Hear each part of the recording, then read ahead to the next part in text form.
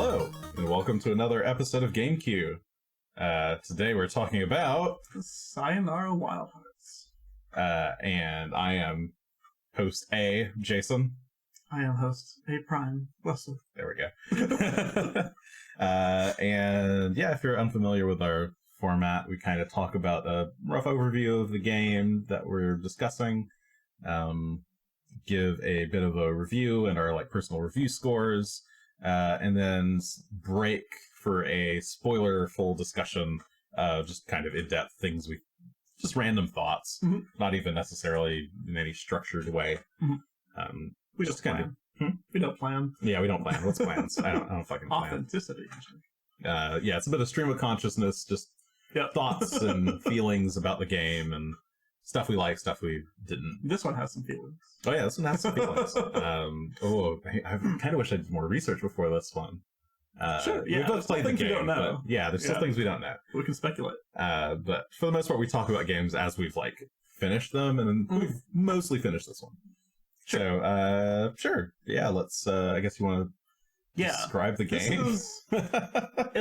I guess fundamentally it is a very arcade-style game, mixing gameplay from all kinds of sort of classic arcade-style things like, racing, Space Invaders, R-Type, that one Sonic the Hedgehog bonus level where you rotate in pipes a lot. It feels like a lot of Sonic level. You haven't played any of the 3D Sonic games, have you? Not really, no. Okay. There's a lot of arcade game. There's a lot of Sonic Adventure and Sonic Adventure 2 in this that I feel. Okay. I'm thinking of this. Have you ever seen this arcade game where it's like Space Invaders in a tube? Where you're like a ship and your controls are to rotate around the tube and shoot. Oh, yeah. I feel like one of the weird, old Windows 95, 98 Microsoft game packs had a game like this. I forget what it was called. Terminus or something. Yeah, I could imagine. But yeah, I think it's also like this too. Stuff like that. So it's very mishmash of arcade play with a very, very strong music backbone. So it's not like a rhythm game per se. There are a few things you have to do kind of on beats, but that's not the core of the game. Yeah, it's a musical game. Yes, but the music is very important. Maybe a bit of a stretch to call it rhythm. Yeah. I have seen it in some places called a pop album game, or a game as an album. Yes. Yeah, album in game form album, or something. Yeah. It's definitely meant to be kind of a musical experience as you go through each of the however many levels there are. Yeah, it's around 23 or something. Kind of experience the story. It is very much like a concept album. I think that's a good way. There is a concept, and the songs are all very much on the same theme. Each level is pretty different. Each level is a song. Yeah. Some of them are short, some of them are long. Yeah, some are maybe only boss levels, 40 seconds or so. Sure. Yeah. The boss levels are more are usually the ones that have lyrics to them. Yeah, like a full-length lyrical track. And there's this kind of cool tarot theme kind of running through it. The story is all very... I think it's pretty abstract overall. I think there is kind of a face value story about the 3 arcana that create the heroine. Yeah, there's a story in the text, hearts. which is supernatural. Yeah, it's kind of a weird story that then it feels that's why this is what I meant about wanting to maybe do research beforehand that I forgot to do. Yeah, just below the surface, then there's a story about someone that's just had a bunch of bad relationships potentially. Yeah, I think there's potential for reading a trans narrative into it. Yeah, it's a little I can't tell if it's there. There's definitely some genderqueer stuff going on. For sure. Yeah. It's a very queer game, and that's part of what makes game. it really fun and weird and delightful and interesting. It's quite a strange game. It's an experience. Every level is kind of different.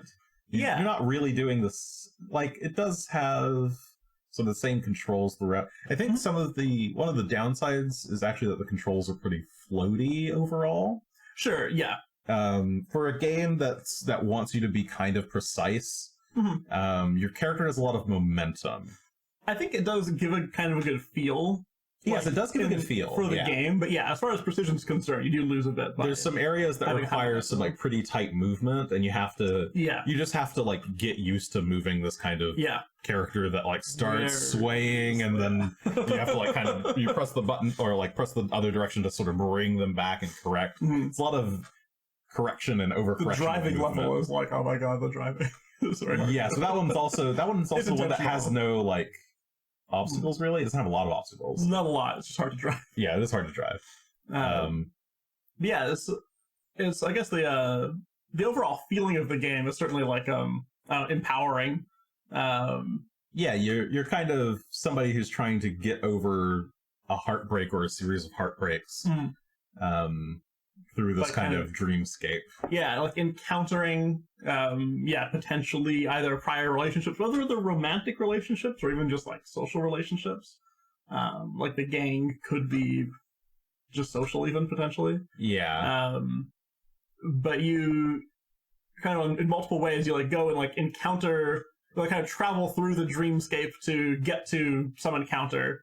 They're usually sort of let along by for a while and then fight back against. And there's this constant sort of repeating arc, I guess, of like encountering someone and like getting some tools and kind of like getting the upper edge on them. Upper hand, yeah. Usually the phrase. Yeah. The upper sword, edge. The highest blade. Sometimes you literally get a sword. And then you kind of do the boss battle. Yeah, and then warp to a new world. Yeah, and so it has this good little like mini climaxes throughout of like building up to this boss fight and then kind of like taking it back to like the beginning of the next series of stages that again ramps up to another boss fight and back. So it's got like a really good story arc. Yeah. And we said that like just being like emotionally, like there's basically no text in the game except the very beginning and the very end. But then there's except for like the lyrics. Well, are you counting lyrics? Okay. I mean there are lyrics and there are, we shouldn't spoil that, but yeah, there's also like the narrator. Sure. But like narration only happens at the very beginning and end of the game. That's true. That's true. Narrator does speak up a little. They do say some random like. That's true. Yeah, a little bit. But yeah, the text it is largely like the story just told through. There's the text on the Arcana. Sure. So if you know your tarot, there's some interesting stuff going on with the tarot. For sure. Tarots. But yeah, it's sort of left there for you to kind of interpret. Yeah, which is cool. It is very much an experiential game. Mm-hmm. You definitely want to play through it and just kind of experience it. Yeah. It's pretty fast paced. It's short to go through once. Like I think it's basically about an hour. Yeah, I think so. To get through everything. A thing I have heard is multiple people say is that so when you first play through the game, you play through each song one at a time as individual levels, and after you've done so, you then unlock the album arcade. Where you play through the entire game all in one sitting as if it was one gigantic level. Yeah, without getting like shunted back to the level select screen. Yeah, you don't get sent back to the level selects. You don't see score in between. You just kind of experience the whole thing. And I've heard a lot of people say that feels like the better way to play. Like the more... Yeah, I just did that yesterday as well. Like I do think it's definitely better to have it in this one set. I can imagine why they didn't do it because they probably wanted you to like experience the songs first so that you kind of know how to play first and then go through them. But there's no penalty for dying. Yeah, I was thinking that more what it is people want to be able to like a break to put the game down. Yeah, I guess so. I guess it might be a little bit rough if you. I don't think to Album Arcade. I mean, it's not that long. I think if you do Album Arcade, I think it's more like 45 minutes. I mean, I guess maybe they were thinking that, like, yeah, I don't know. Like, old arcade games are totally fine doing this to you. Oh, that's true. Where you, like, start playing the game and it's like, can I save? Yeah, you're here until you're done. I mean, Sonic has been like this forever. Sure. Well, not the 3D Sonics, but a lot of the early 2D ones.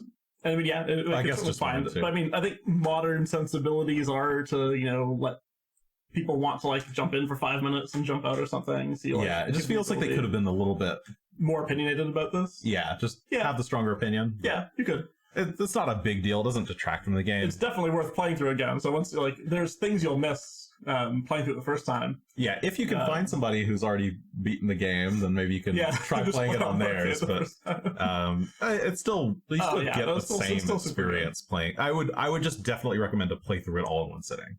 Yes. Yeah. It only takes an hour, maybe 2, if you're being really slow. It's like an hour. It's an hour. I don't know how you could. Yeah, no.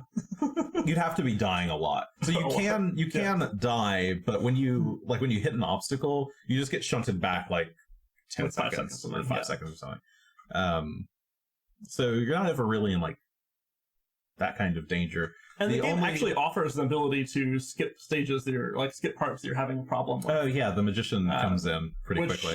Which we didn't try. And conveniently, this is one of the only games I've seen this happen. When the magician appears to offer you assistance, if you want to skip a section of the level, it asks you if you want to never hear from him again. Which I think for someone like me, and definitely someone like you, like if you're the type of person, if you're the type of person who's like, no, I want to like learn how to play and get through it, then yes, you don't want to be harassed by the magician. Not like all the recent Mario games where like you die 3 times, it's like, here, an item. I'm like, I don't want it. I don't want it. Don't give it to me. Stop it. I'm glad that these features are there. Definitely, like they should be there. Accessibility features, but definitely, like let me turn that off. Yeah, please. So like, nice. Leave me alone. Yeah, don't keep bothering me about it. Yeah. So that was really nice to see. Like I think they should have those features. But, another a slight downside is I really think that the game needs subtitles for the lyrics. Sure, it'd be nice to have an option. Because I think the lyrics are actually meant to be meaningful. A lot of the story, I think, is there like, in the lyrics. Yeah, and it's just kind of hard to focus on while you're playing because it is a fast-paced game. And there's a few things that are like a little hard to understand in the songs. Yeah, we had to like sit down afterwards and like listen to the songs and look at text versions of the lyrics. And the song's definitely good enough that we just we bought the album. We bought the album and just sat there and listened to the whole album reading the lyrics this morning. So yeah, it's good. The music is like exceptionally good. I think early on when you first start, you're like, it's fine. It's like some songs. Yeah, I think the early levels are maybe a little weaker until you get to the first boss. Yeah, until you get to the first boss. Once you get lyrical songs, and you're like, this is like extremely good. Even then, I think the non-lyrical songs, like they're all fine, but the lyrical ones are like exceptionally good. Well, pretty much all of them. Difficulty-wise, I think you'll probably the initial playthrough is basically dead easy. Like there's nothing, nothing's going to stop you from completing it. Sure. Album Arcade is also pretty easy. We need a donate button. This is actually Casper in the chat. Oh, thank you. We need enough viewers. It's I mean the game is very forgiving. Like the rewind lets you easily it's not until you start playing trying to go for like golds that it gets a bit more challenging. And then I think there's the YOLO arcade mode where you can't die. Yes, like you play through the entire game and if you die then you so like the real arcade like game over experience. And certainly getting so there's like a bronze, silver, and gold score rank for each level. And the gold does require like pretty precise care. The scoring system is set up such that it's very combo intensive. So if you die, it resets this combo, and you basically can't get gold if you have a death in a mission, unless it's like really early or really late.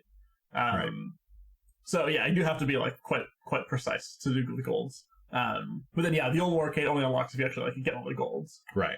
So by that point you'll have the mastery necessary at that point. I don't know. I think I'm willing to give this a review now, or like a rating. I'm trying to think. I don't know if there's anything else left to say. One thing I want to say is just about the gameplay in different levels. It is very different, like per level. There's only like a bunch of themes that come back. There's a lot of times where you're doing some kind of like racing style, whether it's on a bike or in a car. There's a bunch of kind of shooter styles, like Space Invader style. But every level has a pretty unique identity, and there's some cute, unique mechanics that only show up for like about a level or so. But that are, even though all the like the arcade gameplay like feels very classic, there are certainly some ideas that are that feel like pretty unique with the levels. We'll probably get into a little bit more in our next section. But yeah, I think again, you want some review? Yeah, my review is a 4. Yeah. Must play. I think this is just sort of one of those like special experiences that I don't know, you should just try. Mm-hmm. Yeah, absolutely. It's unique, it's fun, it's like very little time investment to play it just once even. Yeah, I mean, I guess I don't know how much the game is offhand. Yeah, I kind of want to say it's like $10 or something, but it's like maybe it is. Yeah, whatever the price is, you should buy it. I think it's if you got the money and you want like a fun experience for a few hours, you might potentially even just want to play it a bunch. Like you could play this game a lot if you're a system mastery kind of person. Like I think it's got some system mastery. I think like Goose Game, it's maybe a little floaty, and I find that a little bit hard to. It's not as bad. My experience trying to do to get a bunch of golds on at least I got golds like the first quarter of level so far, and I got used to it. I think pretty quick. I thought it was going to be kind of annoying, but then I think I get used to the floatiness, and it's fine. There's a few spots where maybe rather that wasn't the case, but we'll deal. Was you giving it a 1? Okay. Definitely 4 for me as well. The game is super good. It's only my very close contender for Indie Game of the Year 2019. Even now I'm still thinking about it and I'm like, is it this one? Goose Game is just so adorable though. Yeah, it's hard not to give it to Goose Game. But it's rough that they. Yeah, but these are my 2 very strong far and away. They're both very very far and away contenders compared to everything else I was playing. I like the feeling through it. There's a lot of little bits of visual storytelling that you might even miss the first time, especially because you're focused on playing the game. There's a few things you can miss. But it's kind of nice that the first time we played it, we switched controllers back and forth per level, and so we got to see the the bits that the person might not be able to focus on as easily. Yeah, it's actually a fun game to watch. Yeah, oh yeah, for sure. I'm not really a watcher of games kind of person, but yeah, I think you could definitely watch someone play this, and you would get a lot of the important experience. It would be a different experience because you actually get to see a lot of the really cute things and the animations that happen. There's a lot of really good animations that go on, even in just I think of one part in Begin Again where you dodge 3 shots in a row with different poses each time. Right. That's really cute. Spoiler talk. Spoiler talk. Barely. It's spoiler talk. I think it's time to move into spoiler section. Spoiler zone, activate. Clear the ratings from the screen. Let's rotate the board. All right, spoiler time. All right, now you can talk about your favorite bits of Begin Again. Begin Again is the first. What's your favorite stage?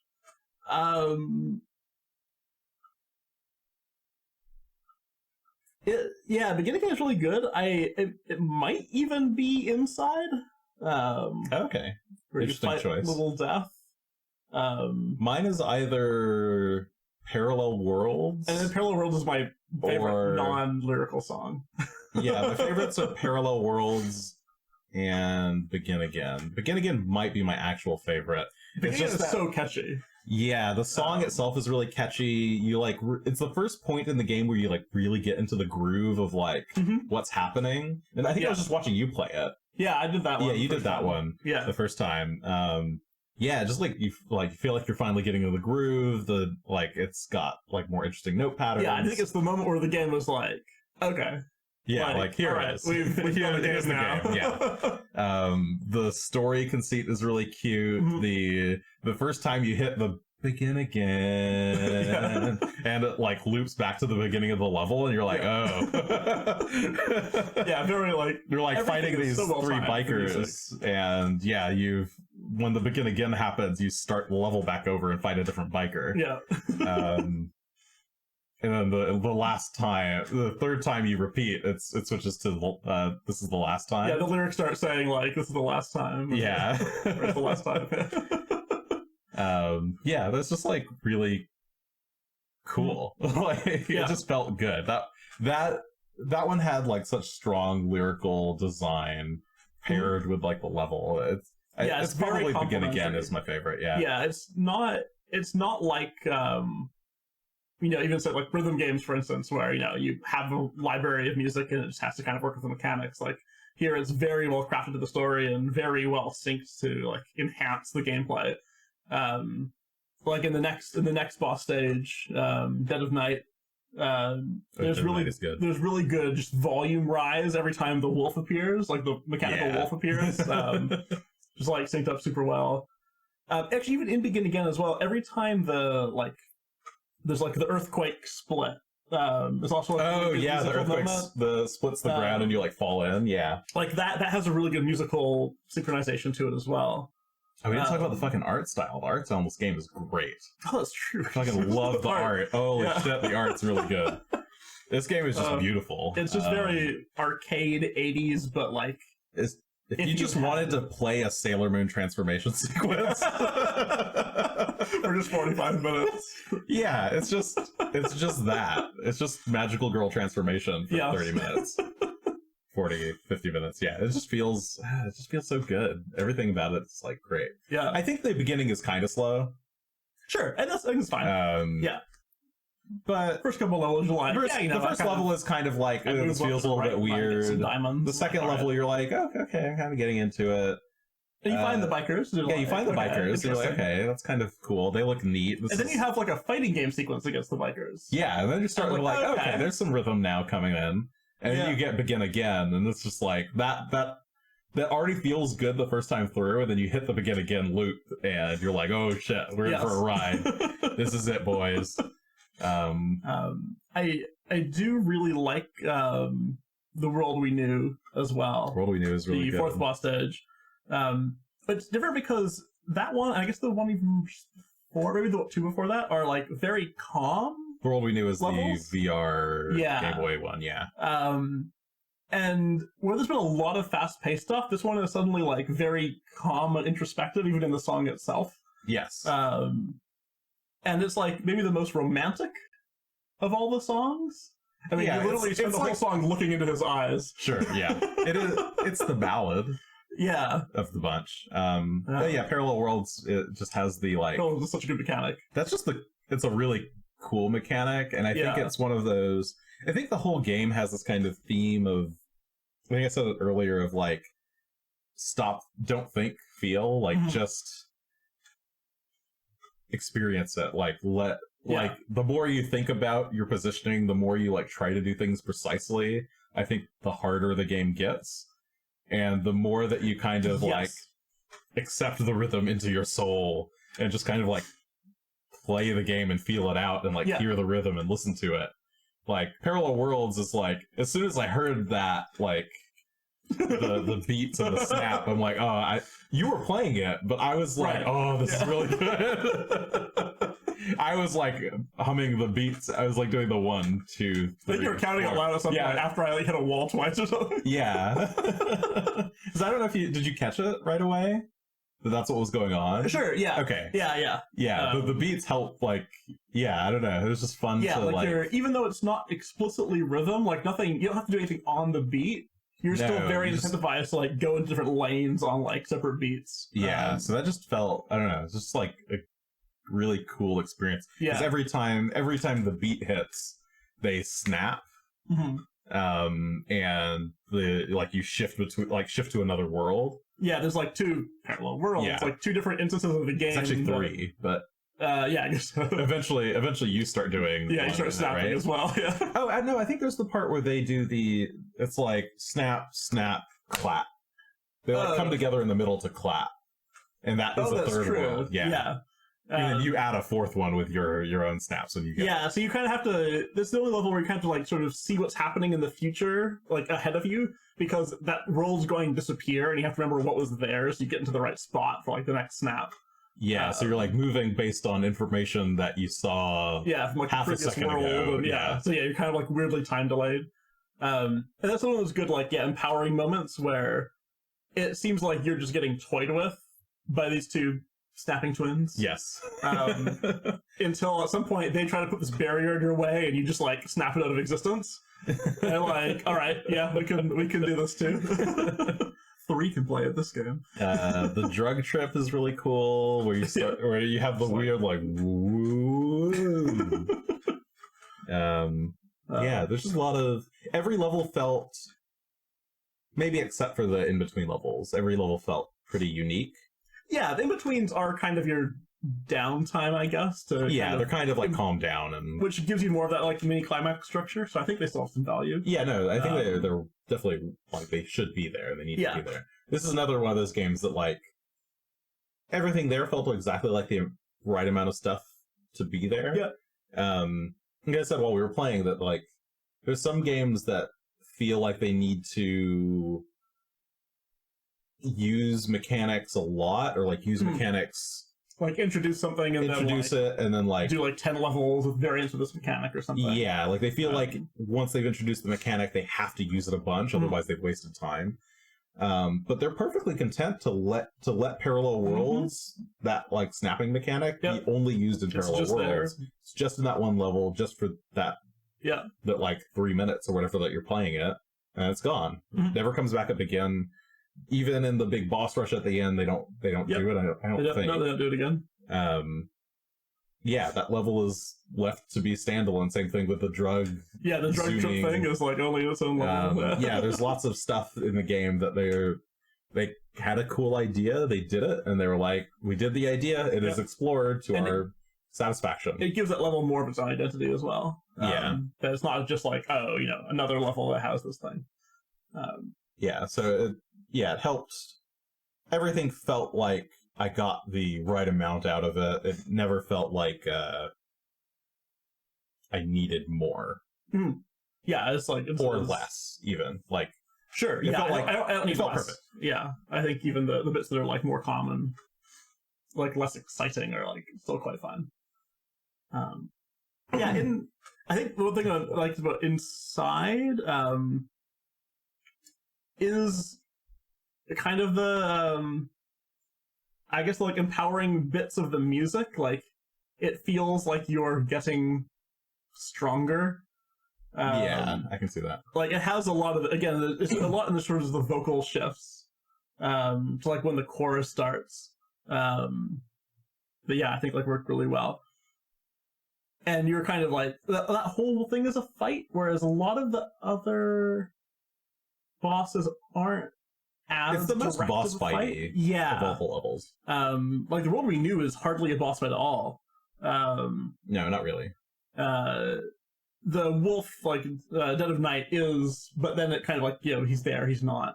Well, Dead of Night, you kind of alternate between fighting all the wolves and then fighting the main wolves. Yeah, that's like the big 3-headed Cerberus wolf.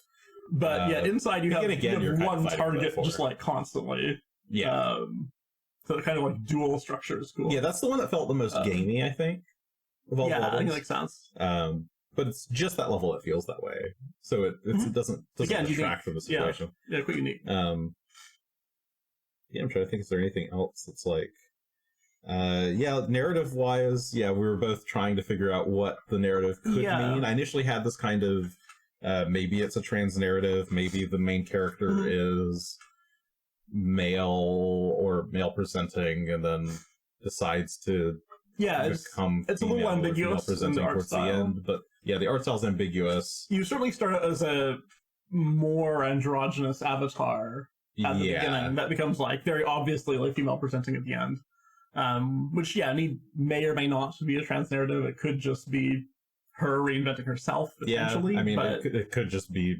But it does seem like she immediately transforms into like this particular form of woman at the beginning. Yes. So maybe.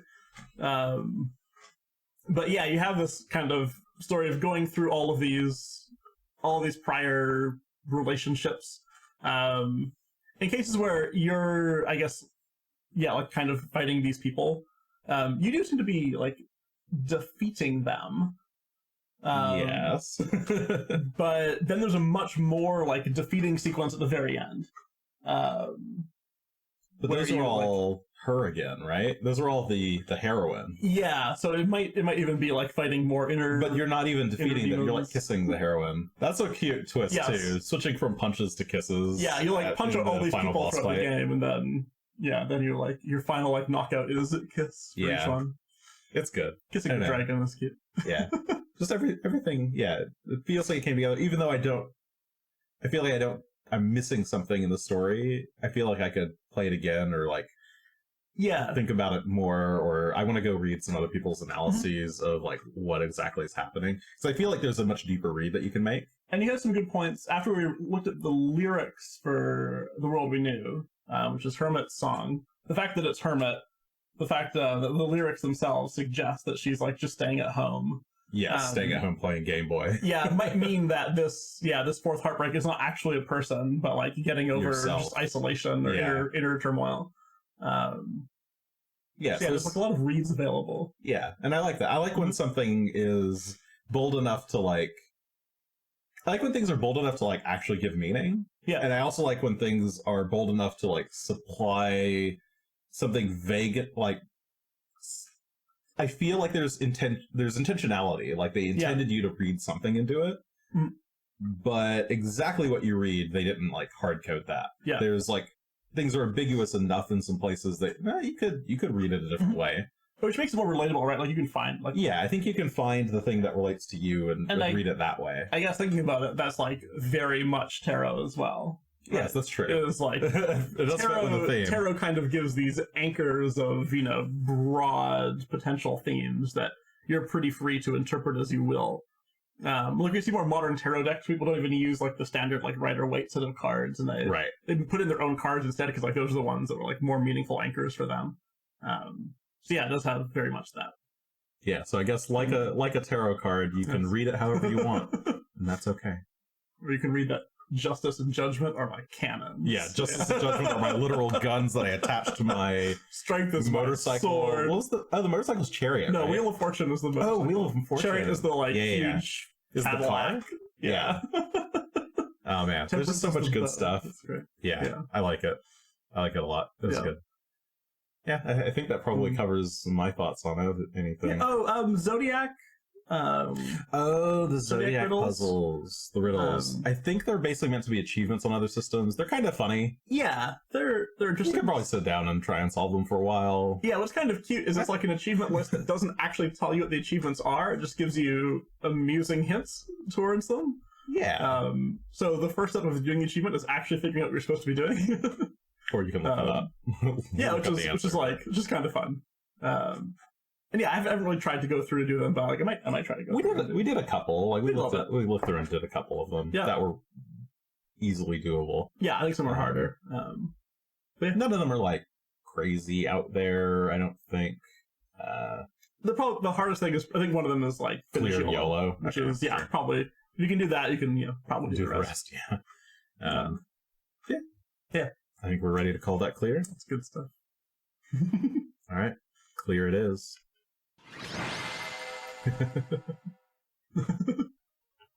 All right, well, I guess we'll check you out next time, hopefully. Thanks for coming.